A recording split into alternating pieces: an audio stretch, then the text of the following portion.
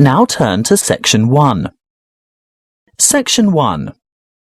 You will hear a telephone conversation between a client who wants to rent short-term accommodation and a rental agent. First, you have some time to look at questions 1 to 5.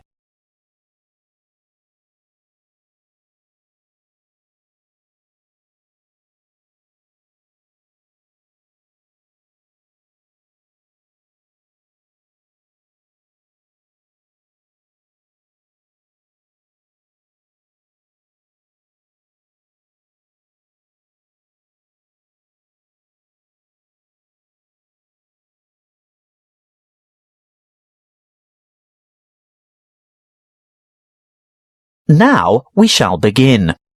You should answer the questions as you listen, because you will not hear the recording a second time. Listen carefully and answer questions 1 to 5. Good morning. Ace Accommodation. How can I help you? Good morning. I'd like to organise some short stay accommodation on the Gold Coast, please. Certainly. Who am I speaking to? Miss McKinley. Sylvia McKinley. Could you spell your family name for me, please? It's Mackynlay. Thank you. And your first name is Sylvia? Yes. Is that with an I or a Y? A Y, the old-fashioned way. That's Sylvia. Thank you, Miss McKinley. Now, just for our records, can you tell me what country you live in? Of course. It's England, actually. I thought so. Now, when are you coming? Well, at the moment, we're planning on arriving on July the 26th. Oh, the 25th. That's the last day of the public holiday, and it might be difficult to find something available on that date. No, we're coming on the 26th of July. Oh, well, that's fine then. We'll have lots of good places vacant by then, although you wouldn't be able to move in until late afternoon, because our cleaning crew will need time to get everything ready for you. That suits us. Our flight won't get in until early evening anyway. How many of you will there be? Just my sister and myself. And how long do you intend to stay? Oh, only a couple of weeks. We'd like to stay longer, but we'll have to get back to work. So, you're not coming on business then? No, it's just a holiday. Why? What difference does that make? Oh, you'd be surprised. Business people have different needs. You know, wireless internet, even fax machines and photocopiers. No, we won't need any of that stuff. We'll be coming to relax and get away from all that kind of thing. Before you hear the rest of the conversation, you have some time to look at questions 6 to 10.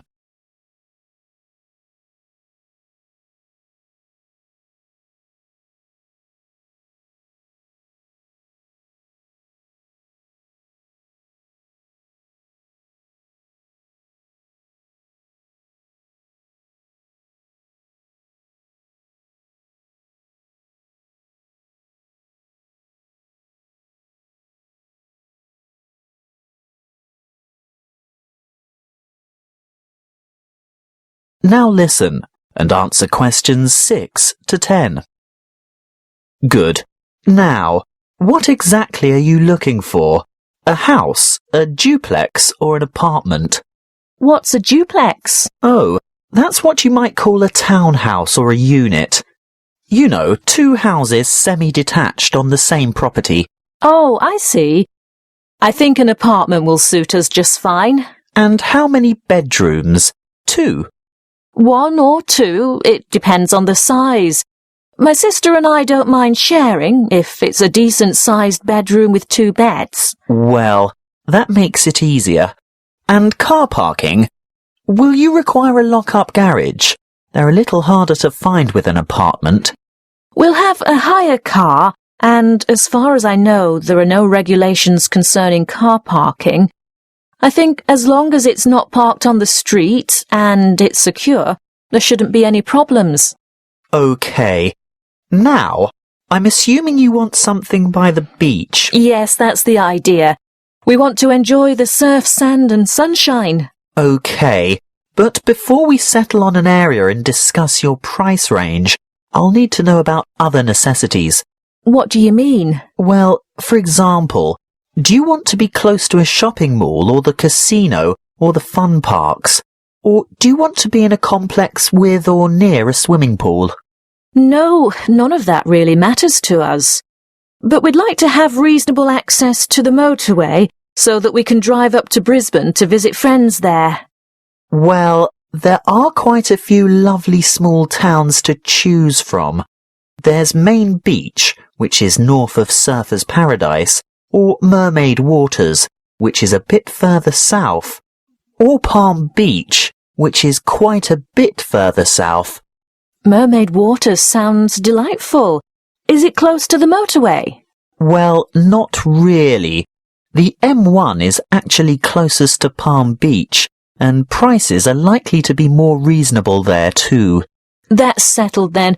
Palm Beach it is. Now, if you'll just give me your email address, I can send you information about the town and lots of photos. Well, my email is smac13@hotmail.com. And one final thing. How much are you looking to spend per week on accommodation? Do you want something at the luxury end of the market? You know, newly redecorated, great views, all the mod cons? Not necessarily.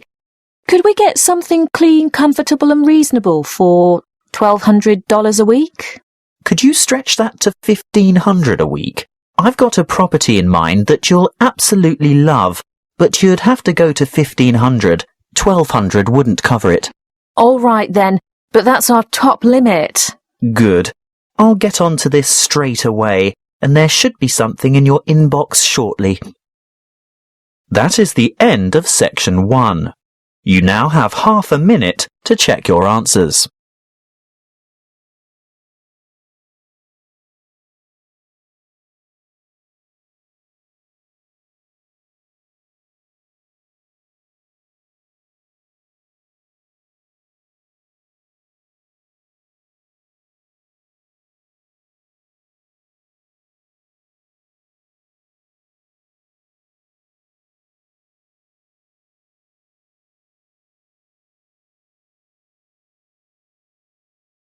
Now turn to Section 2. Section 2. You'll hear a webcast on the Freeman Travel Services website. First, you have some time to look at questions 11 to 16.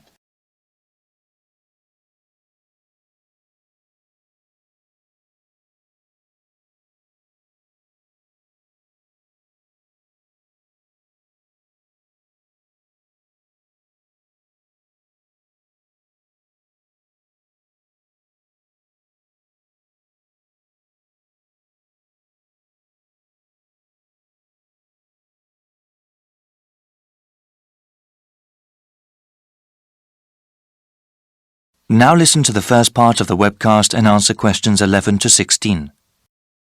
Welcome to the Freeman Travel Services website. We appreciate your visit. Please listen to this introductory webcast for general information. You can click another link at any time. For webcasts in other languages like Spanish or German, please click on the links above the media player. From this website, you can access audio information on our latest travel offers. If you have already made a reservation with us previously and would like to check on its status, please click on the reservations link in the upper right-hand corner of the page. We also have information regarding our new line of Extreme Tour packages. Thank you for choosing Freeman Travel Services as your guide. This webcast will explain our recently developed line of Extreme Tour packages. These special vacations were made for those with adventure in mind. We have already gotten awards from a highly regarded travel agency association for these tours. Here at Freeman, we want to help you create memories that last a lifetime. These are not your everyday ordinary tour packages. On these excursions, you will have the chance to challenge yourself and grow as a person. How many other travel agencies can claim to help you do that? We currently offer extreme tours on 3 different continents. In South America, we have programs in Brazil, Peru, and Argentina. In Southeast Asia, you can go to Thailand or Vietnam. Finally, we just recently started selling spaces for tours in Australia. We also plan to offer more locations around the world in the coming year. Please check this website for future updates. There are highly trained people guiding you on every one of our tours. For those independent travelers, don't worry, there are plenty of opportunities available to explore on your own. Whenever you purchase one of our tour packages, we do our best to accommodate you. Round-trip airfare to your destination is included, along with any accommodation and transportation needed in that country. We don't include food or any sort of entertainment in the price. We know that our customers often want to discover these things by themselves. Before you hear the rest of the webcast, you have some time to look at questions 17 to 20.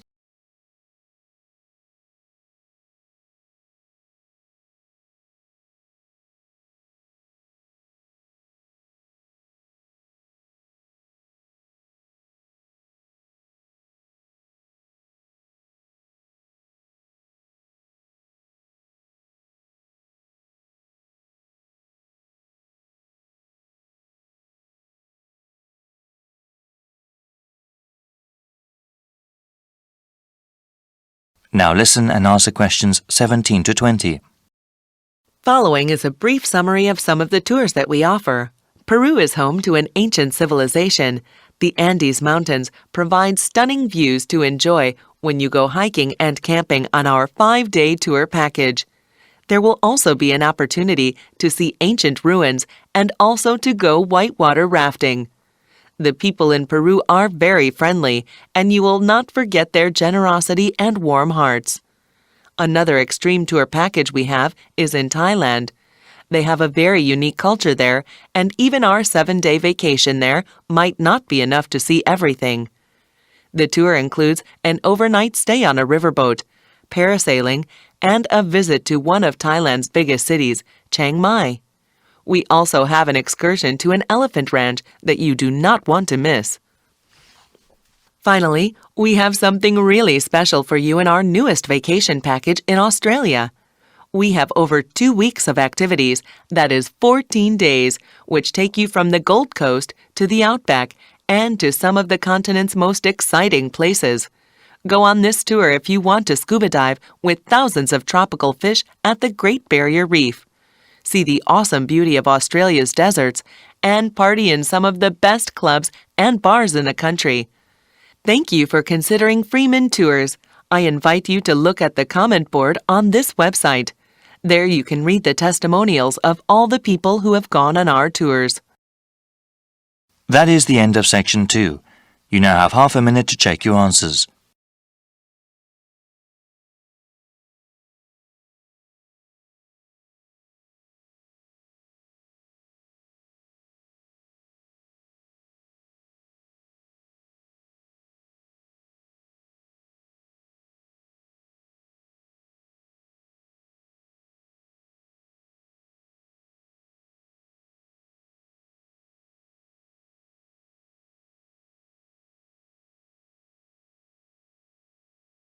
Section 3.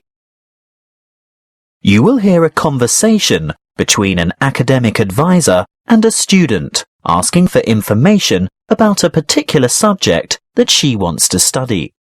First, you have some time to look at questions 21 to 26.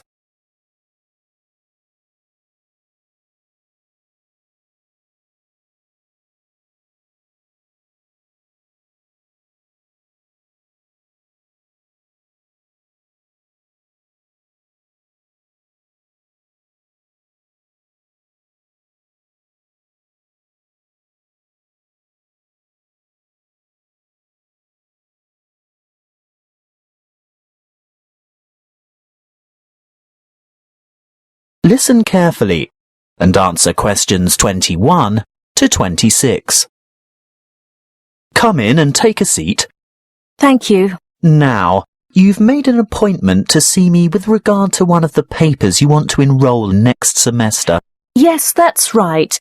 It's the Globalization and Educational Change paper, GEC 692. Ah, well, I know the one you mean, but all the code numbers are going to change next semester, so although the course name will stay the same, the code will be ED995. Not that you have to worry about that. But the content will be the same, right? Oh, yes, to a large extent. The objectives are still to provide you with the skills and knowledge for analysing the challenges that globalisation poses for education. Yes, that's what I'm really interested in. The future of education. Not where we are now, but where we're heading. Well, you'll most likely enjoy the course because it'll give you the opportunity not just to explore, but also to document the advancement of new educational developments. And there'll be quite a lot of analysis involved. Yes, obviously. But once you've examined how education has been affected by cultural values and socio-economic structures, you'll go on to debate the pros and cons of the restructuring of public education in view of rapid globalization. I see, but when you say public education, do you mean worldwide? No. That would be far too large an undertaking for just one paper. You'd probably choose to work with the education system within your own state or country.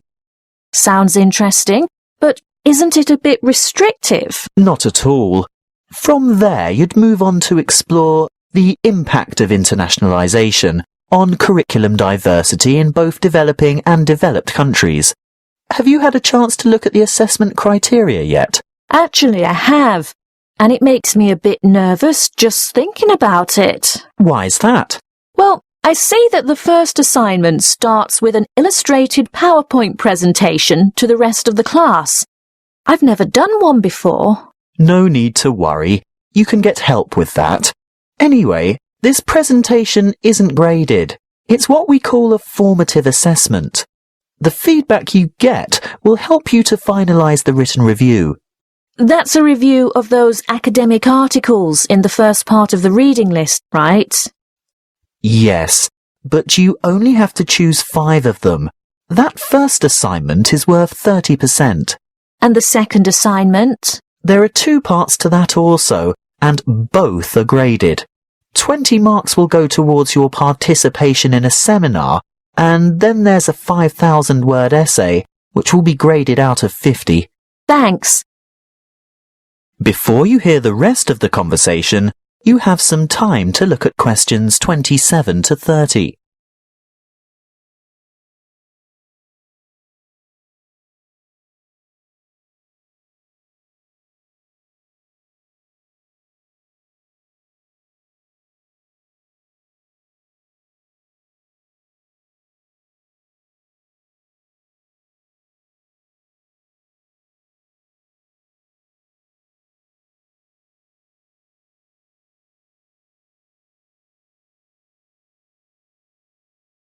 Now listen and answer questions 27 to 30.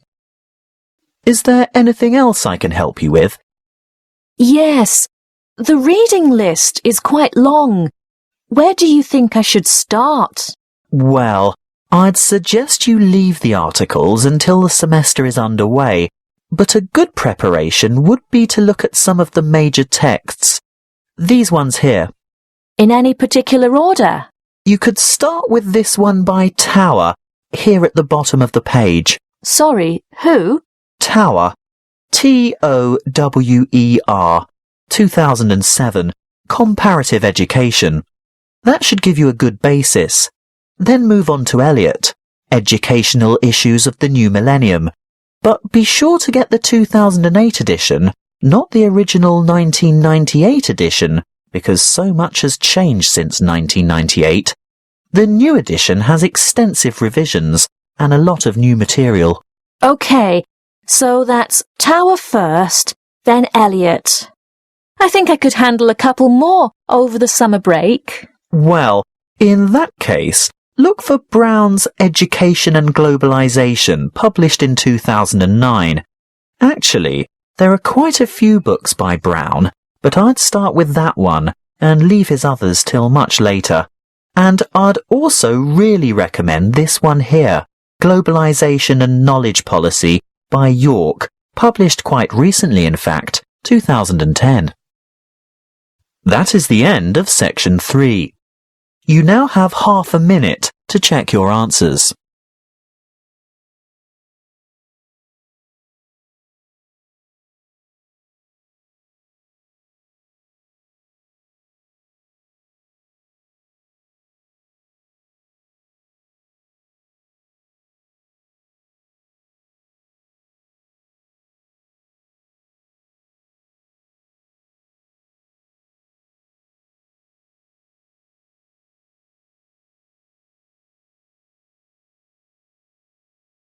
Now turn to Section 4. Section 4. Before the audio continues, you have some time to look at the questions.